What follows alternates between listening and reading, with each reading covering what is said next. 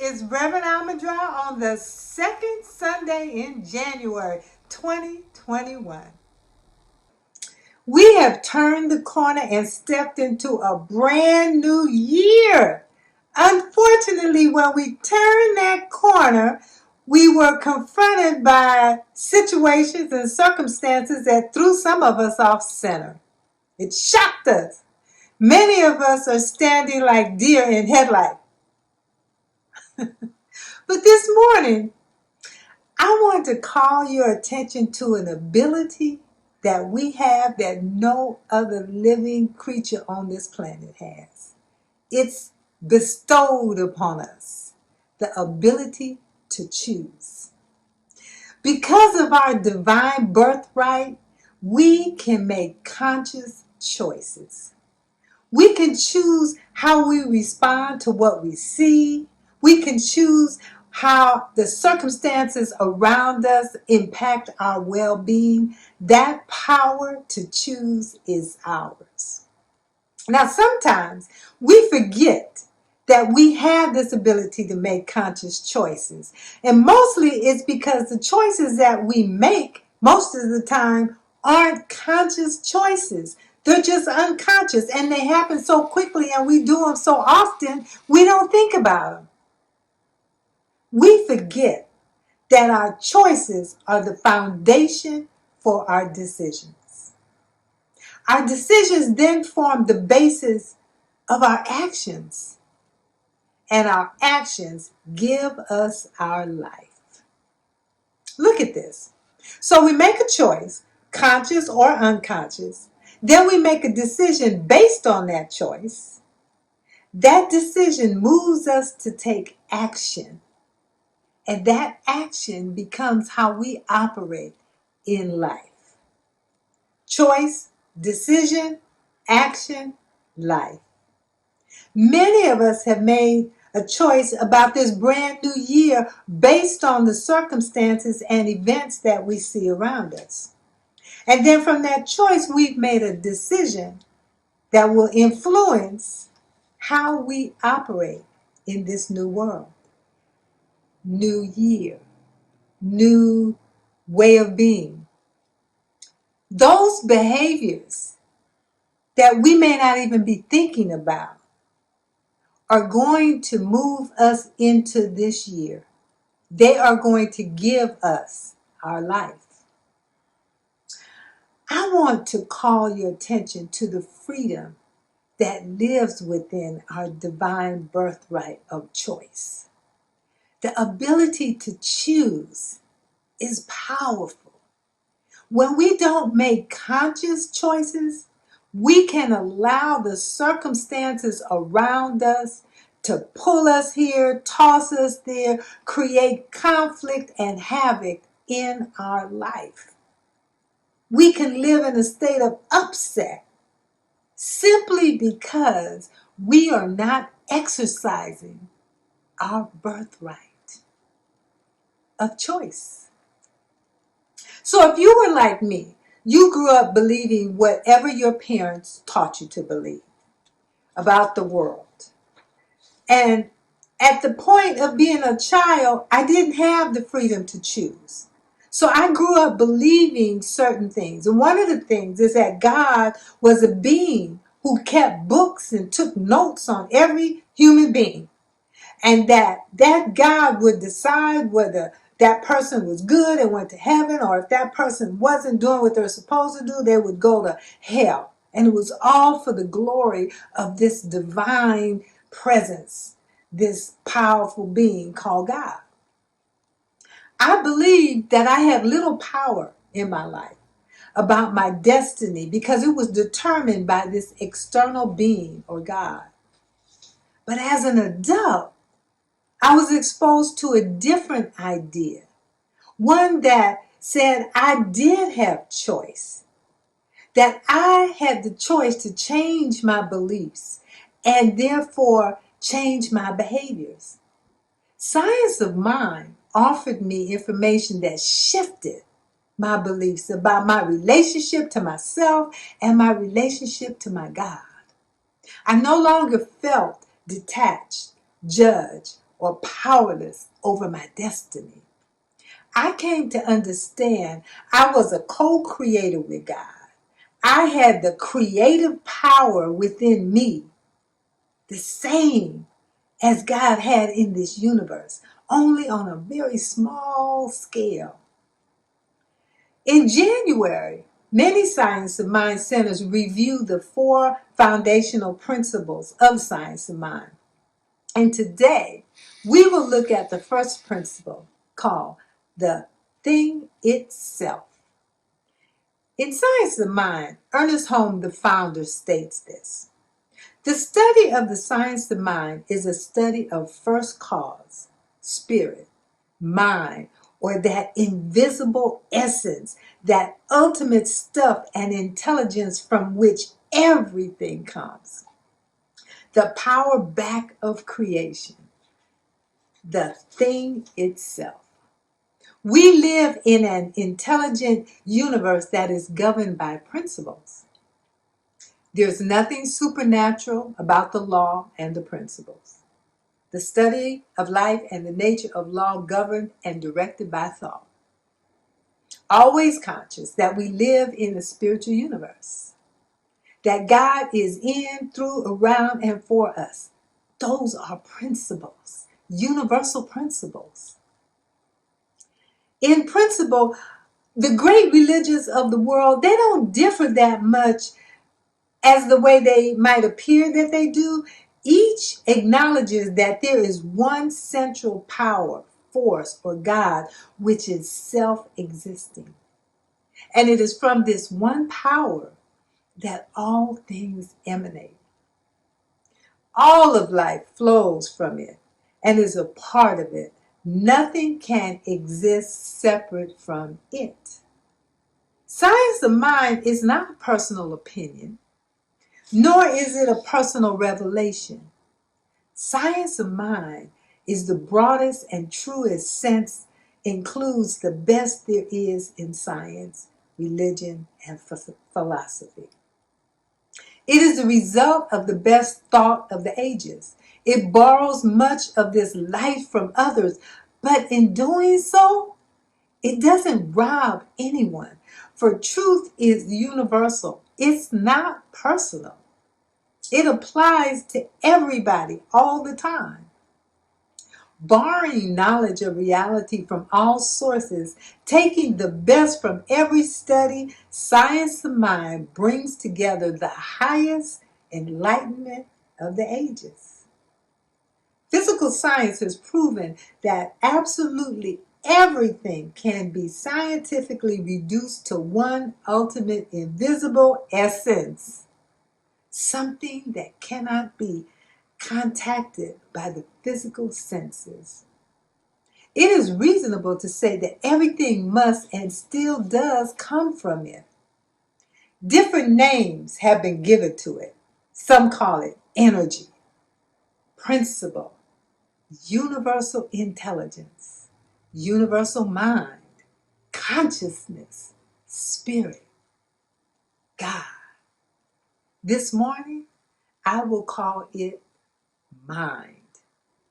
From religious science point of view, that would mean that mind, God, acting as energy, becomes what we know as the physical world according to law. It is reasonable to declare that everything ever to be comes from God. Everything, everywhere is God. Universal mind is everywhere, including within us. We use universal mind. It is within us to have that ability to think using the mind of God. This helps us to understand that our individual mind, our body, and expressions are all part of the universe, the mind of God. There is no separation there. For there is not a spot where God is not, or mind is not. Science shows us that energy, an aspect of mind, is interchangeable with substance and is everywhere. within us, around us, filling all space to the limitless reaches of the universe. The universe is impersonal. It gives light to all. It does not discriminate. It values each alike. The philosopher, the priest, the professor, the humanitarian, the store clerk, the nurse, the bus driver, the believer, and the atheist all receive the same light. God, the universal life force and energy running through everything, is an intelligent presence, providing all space, a beginningless and an endless eternity, a self-existing cause, a perfect unit and complete wholeness. As I was writing today's talk, I was contemplating this profound information. And I was looking out the window at these huge trees that are in my neighborhood. And the tops of the trees were just swaying back and forth. I couldn't see what was moving them, but I had a word for what was impacting or moving against these big trees. It was called the wind. I knew what the wind was. It was an invisible force that moved things. I could not see it. I could not touch it or smell it or taste it, but I could perceive it. And if I was standing outside, yes, I could feel its presence around me. But I could not explain it to you, not having a scientific background, only to say that it is an invisible force. It is a power that follows a law. Then I started wondering what other invisible force, power was impacting upon the world. And I realized I was able to stay seated in that chair because of something called gravity. I can't see it, touch it, feel it, but it is an invisible force that acts upon this world. And it's a power that follows a law. Every few seconds, my lungs fill with a substance that allows me to live. The word that we have for it, that substance is called oxygen. I can't see it, touch it, smell it, taste it, but it is moved inside of me by an invisible power acting upon it. And that force is controlled by a law. It gives me life. It gives me what we call the breath of life. Now, when I look at these examples, it's easy to conclude that there is a presence, a force that is intelligent, impacting our world. And although this presence, power, infinite knowledge is something we cannot touch, taste, see, feel, or explain, we do have evidence of its presence because it acts upon us. This presence is the force behind what we call life. It is beyond anything that our human mind can comprehend. It is not so small as to have human qualities. This force is way bigger than us. It operates outside of our perceptions. It is the giver of life, the sustainer of life. It is life itself. It is the glue which holds everything together. Each year, during the holidays, we adorn our homes with different trees and plants, and poinsettias are what we call the Christmas plant. And we love to bring them inside and decorate our home. Well, in December, I bought 3 poinsettia plants. I placed 1 on the balcony and I put 2 inside. And one morning I looked at the plant on the balcony and it was beautiful. The color was vibrant and the raindrops from the previous night were glistening on the leaves. It looked beautiful. Then I looked at the plants inside. They didn't look vibrant. They started to lose their color. They looked kind of weak.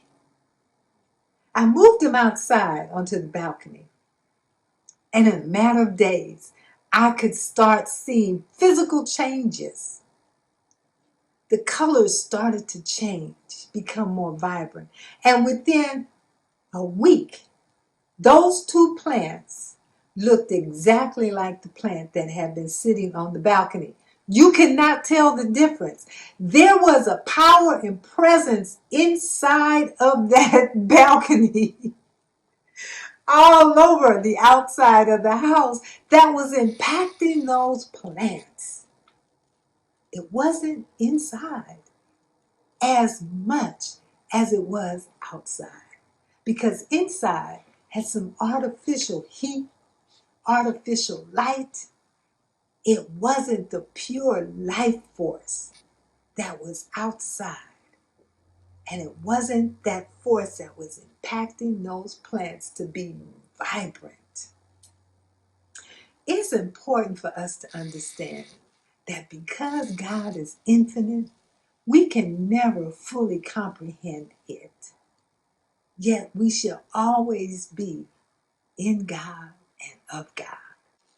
Although there may appear to be two minds, there is only one mind, but two ways of describing the states of consciousness. There is the objective or the conscious and the subjective or unconscious. We think of the conscious state as the conscious use of the mind. Your subconscious or subjective mind, state of mind, sometimes called the unconscious state, is that part of the mind which is set in motion as a creative thing by the conscious state. Let me be clear about that. What we think, our thoughts, goes into our unconscious mind and it gets created. It works this way all the time because it is operating inside of a law. When we don't pay attention to our thoughts that we're thinking in our conscious mind, it doesn't mean that those thoughts aren't still going to be picked up by our unconscious mind and acted upon. In the subjective mind of man, we can find a law operating. His word, the servant of the Spirit. That's the way Ernest Holmes describes it. That unconscious mind is a servant to us. Whatever we put into it, it gives it to us. Science has proved that the subconscious mind acts upon our thoughts. It is the mental law of our being and that creative factor within us. When we realize this, we realize that we have at our disposal unlimited power. And through the personal use of the law, we get out of life what we think into it. We all use the creative power of the universe of mind every time we think a thought. And that's all the time. The universal mind must be one of pure intelligence and perfect life, dominated by love, by reason, and by the power to create. It is one that we can trust. There is that which within us that we can partake of, and it gives us the nature of being a divine being because we are inside of God. Our soul will never change, and it will not be anything other than what it is, a powerful creative force. This morning, it's important for each of us to understand that what we think goes into our unconscious mind and it gets created. So we have to be real cautious and conscious about all the thoughts we are putting into our subconscious mind about the circumstances that are happening around us. In the subjective mind of man, we find a law operating through his word. That's very important to understand, that whatever we speak, as well as whatever we think, gets created. The mind which we discover within us is the mind that governs everything. It is the thing itself. Powerful to understand. So we are created by the same stuff that's within the universal intelligent mind. We possess the same creative forces. In fact, it is necessary for us to do our living consciously so that we always have the life that we desire to have. For when we live it unconsciously, the law is going to give us whatever thought that falls through our mind. And so when we're unconscious to our thoughts, we will have the lives that we don't necessarily want to have. We can avail ourselves of this creative action of the mind consciously and create a world that we love. As we move into this new year, let us remember we are always using that thing itself, the universal mind. When we use it consciously, we create that which we desire to have in our life. Do not allow the outside circumstances or events to take your mind hostage, to influence your thoughts in such a way that your actions in your life become that which do not give you what you desire. Spend no time thinking about what you do not want. Put your focus on what you do want. Look into the events that are happening around and identify the blessings contained within them. Because we have to remember, everything is always in divine right order.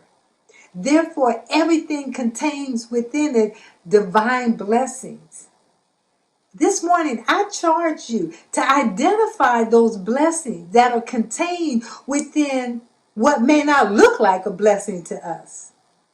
If we use our power of choice consciously, we can create the world that we want to have. We have creative power, so let us use it. This morning, I want to close with this small excerpt from the Daily Word.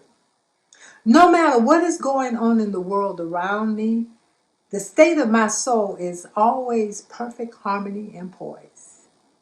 I recognize that my soul dwells in perfection beyond time and in the infinite realm of God. I relax knowing peace and comfort always are as near to me as my next breath. I relax into this blissful communion where I know perfect peace because I'm aware that it is always, always well in my soul. Be assured, we are inside of perfection, and our thoughts can impact and shift and change our world. I add a blessing to these words, and I add a blessing to you. Step into this new world, this new year, powerfully, and understand that you have choice. Blessings. Bye.